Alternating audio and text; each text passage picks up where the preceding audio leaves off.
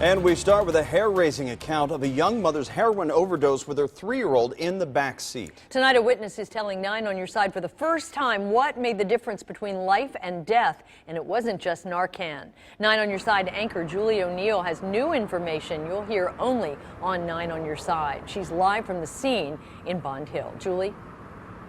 Carol, 9 on Your Side spoke with a man who came to this auto zone Saturday for parts to help repair a fellow co-worker's car.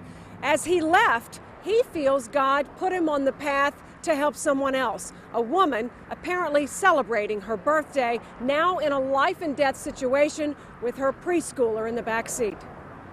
But by the grace of God, the van didn't roll out into traffic. Edwin Gates was pulling away from this auto zone when he came up behind a van driven by 27-year-old Rebecca Cooper, walking an alert in court this morning, passed out from a heroin overdose in her van Saturday. It was plenty of time for her to pull out, but she never pulled out. And I blowed my horn, and finally I just went around her on the side of her, and I looked over. She was slumped over in the van. Gates snapped this picture of her as medics were en route. The vehicle was in drive, and she didn't have her feet on the brake or the gas. The passenger wheel of her van in this pothole, keeping the van from rolling into Seymour Avenue traffic. Her 3-year-old son half naked in the back seat, Gates says.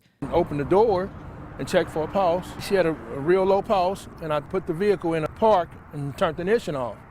And when I looked back, I seen a kid in the back seat. And, we grabbed the kid and put a coat on the kid because it didn't have a shirt or a coat, nothing on, but it had pants and shoes on. A little boy, But a mother unable to help him.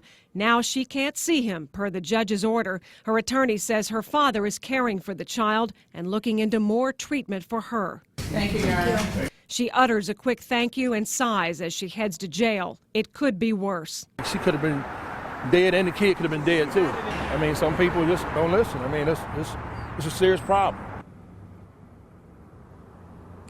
Now, 9 on Your Side found these court records which show that this Independence woman actually got in trouble for heroin and child endangering some 3 years ago.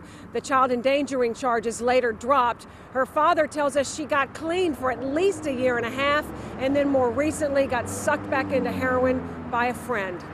Live in Bond Hill, I'm Julie O'Neill.